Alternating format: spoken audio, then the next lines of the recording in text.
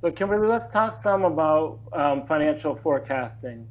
So, we shared a prior life together at a consulting company, and it felt like we spent a third of our time talking about the forecast.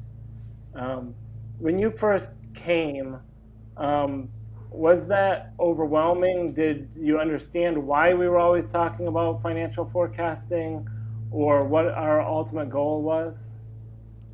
It was different because I came from a product background, so I was accustomed to owning a P&L in a product space, which is very different than owning a P&L in a services organization.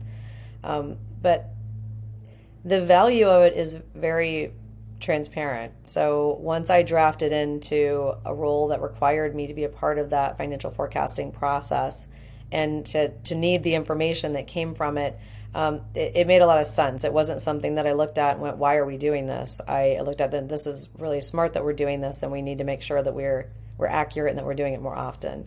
Because being able to see, you know, the idea of being able to look forward and see here's what we think we're going to be based on the information we have, and then here are the variables, like here are the different paths that could happen, right? These what if idea of, what if I get these three projects and I don't get these three projects? So what if I get all six projects? What if I get none of them? How does that impact my revenue?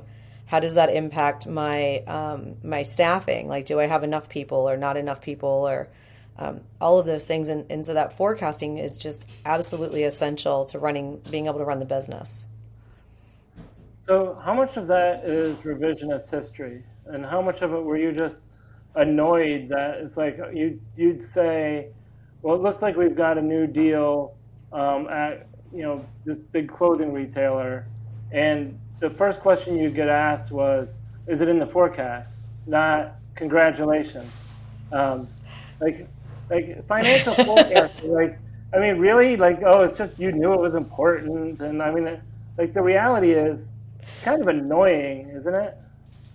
It is usefully annoying, yes. But yeah, that is funny because we were really bad at, it was unrelated to our financial forecasting, but we were really bad at celebrating the wins. We'd work really hard to get something, and then you land this big deal. It's like, hey, look, it's a $10 million deal. And you're right. It's like, okay, great. Is it in the forecast? Like, but And if it's a it's in $10 the million deal. forecast, do we have the right people? Or Yeah, like, exactly. is the forecast wrong because it says it's going to start next week, but it really can't start next week because we don't have the people to do it, and the contract's not Yeah. signed, even though they said we want it. Or are you So going to steal people from someone else's project to staff this project? And if you do that, then where are the people going to come to backfill that project? And yeah, it's a lot. So yeah, it is from a data management standpoint. I think the data management piece of it, hunting down all the little pieces, parts that go together, that part is not. I mean, that's not fun. Um, yeah, but having the information is huge to being able to run the business. And it is funny because it was kind of annoying. But then when we used to joke about like the system that we used at the time, and when we changed over because we had no choice, and you said, "Hey, you're going to miss this," and we went, "Ah, no, we won't." And literally a day later, it was like flying an airplane without without any kind of systems to look at, any kind of operations, any visibility. And so, yeah, I mean, it is a little bit annoying, but it's so important and yeah, essential to being able to see what you need to see to run the business that it's a worthwhile annoyance, I guess. And yeah. how you And I handle guess the cadence around it is manages the annoyance level. Yeah, and I guess that's the reason I went there is as a leader, if you're trying to be great at financial forecasting, you're going to get a lot of resistance and you're going to have Yeah. to create a culture that wants all of that information updated as quickly as possible. And sometimes you have to get the value out of it before you truly appreciate that financial forecasting is a good thing, good and worthy endeavor, right?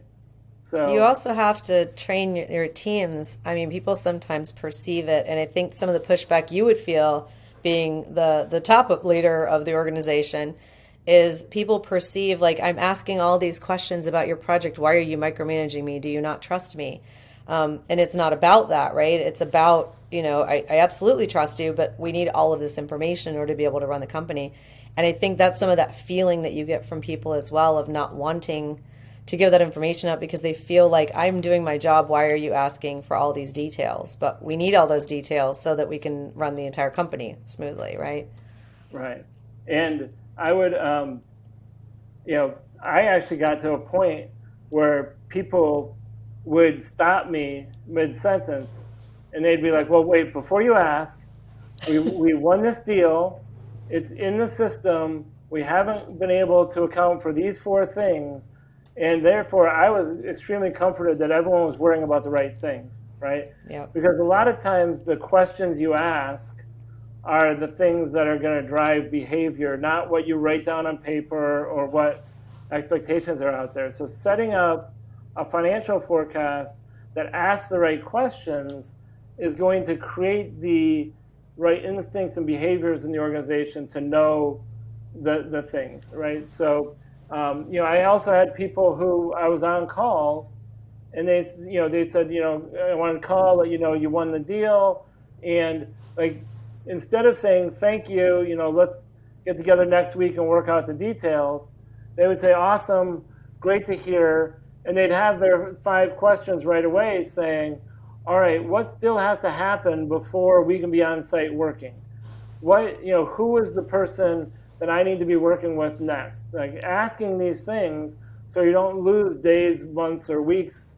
All of those things are part of having a good financial forecast, because even if we won the deal, if we're overly optimistic about when that revenue is going to come in, we're then going to be wrong in the future, even though we had 0 revenue in the forecast this week. Next week we had 10 million. Then we find out it's going to be 7.5 million. In that amount of time, all of a sudden we went from having a $10 million positive variance to a several $1 million negative variance. And which what we'd ultimately like to do is understand, all right, well, it's going to end up being 7.5 million, and here's where we're at. So I think it sounds like a dry topic, but it ends up being something that's very much kind of into the emotional ups and downs of the organization. I think that's a good description, Matt, the emotional ups and downs. And it's also, it is a key structural unit, right? It's a part of, it's like breathing. It's part of how you are. And that's something that you and others that I worked with taught me about from a services standpoint is, like you say, getting to where it's just natural that, you're not coming into the conversation saying, I want a $10 million deal, and then you ask me 5 questions and I go off and get you answers. It's coming in and saying, these are all the things I know you're going to ask. And I also know that you're asking me not because you don't think I can do my job. You're asking me because we are running a company, and these are the things that we need to be able to feed into the universe so that we can overall see how we're doing and where we're going. If I don't share that I'm going to need 20 people on a project in 2 months, and I may only have 10 people on my bench in 2 months, then where am I going to find those other 10 people? If I have to recruit 10 people, then I need to let you know right now. Or if we're going to borrow people from another region or whatever. And if you're not transparent and you're not comfortable and that's just not in your DNA to constantly share that information as quickly as you can, then you end up not having what you need in order to be able to be effective. And we talked about the ups and downs of an organization. So it can be annoying when you win a deal and then people want more and more information that you may not have everything yet. If there's an issue going on where a client says, we may have to end this project early, or this new project may not start as soon as we thought it would, right? It's also something where, you may not know the implications of it. You may not know if that's a final thing. There can be hesitancy to share that. There also can be hesitancy to say, look, I don't know the strategy yet. This is the current reality. They told us these things. We need to go away and come back with our strategy of how are we going to deal with that. Maybe there's another person at the organization that just doesn't understand the value of solving this problem, and we need to go convince them, or what have you, right? So, ultimately, having these kind of conversations in real time, in good times and bad, is essential for for financial forecasting, right? So that we know what's happening, where are we at. Is it time to change the forecast, or maybe we need another week? But we can agree that with that as a group or based on some set of criteria. So ultimately, when you're looking at that financial forecast, describe the tools that you use. Like, what do you do when you're wanting to forecast a project? And what would the system need to do for you based on that?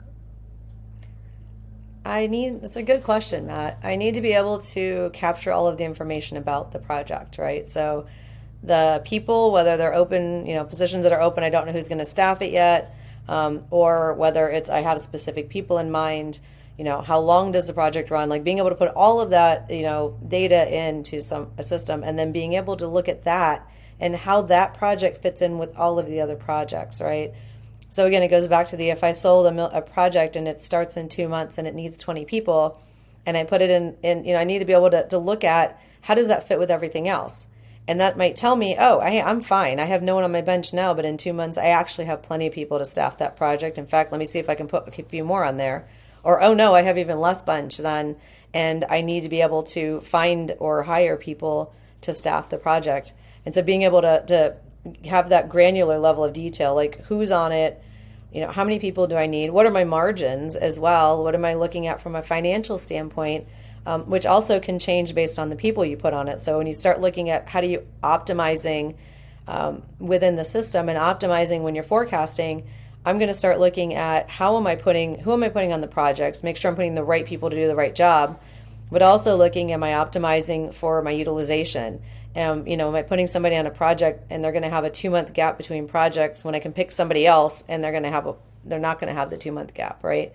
Or are there two people who are equally good to do the job, one of which is going to give me a higher margin than the other, and the other can be used on a different project? And so being able to put all of the little minutia in there, being the people, the cost of the people, the project, what the rates are for the project, the time frames, and then looking at those within a system where I can see how that fits in with all of the other projects and clients in the universe that we live in. That's essential. That's where all of those details are really important. And if I can't see that and then look at that from a P&L standpoint and say, okay, having put that project in and this one in, what is my revenue, top line revenue? What is my profit margin? And looking at those things, and then also being able to slice it down and being able to look at it from a variable standpoint, right? So we're forecasting, and like you said, sometimes I may have 5 projects that I'm trying to win, and I think I might win 3 out of 5. And being able to put all of that data in a system and kind of toggle switches and say, well, what does it look like if I get these 3? What does it look like if I get these 2 over here? And see the financial impacts, see the margin impacts, see the utilization impacts, and how, what impacts are to our people from a, hiring bench standpoint. All of those pieces have to be visible, and all of those pieces have to come together. So it's from that very tiny bottom piece of data all the way to the top of how everything fits together. Yeah. So just to extremely simplify it, right? You need to be able to put all of your project data in the system, at a detailed level, and then you need to see its implications on the rest of the world. So do I have enough projects for my people? Do I have enough people for my projects? What's my utilization? What's my sales pipeline looking like? What are all these things looking like based on this new piece of information? So in the end, this financial forecasting ends up being a complicated topic because, of course, we need to have a forecast. The way you're talking about it, Kimberly, it's not just let's look at our sales pipeline, let's decide what percentage of it we think we're going to win, and then let's forecast that number, right? We can be wildly off if we're not looking at all the variables of do we have the right people, what's the timing, do we need to speed this deal up, do we need to slow it down, how long do these things usually take to close? So having a system that gets you to that finer grained level of detail is going to help you actually make a financial forecast that's accurate and continually getting better, and not just guesses based on one aspect of the business, like the data of what we could close. Because if we can close and can't staff it, that doesn't do us any good. And if we can close it, but it's going to take a long time to start, that we can't be projecting that revenue now. So ultimately, having all of that context will let us be really good at financial forecasting.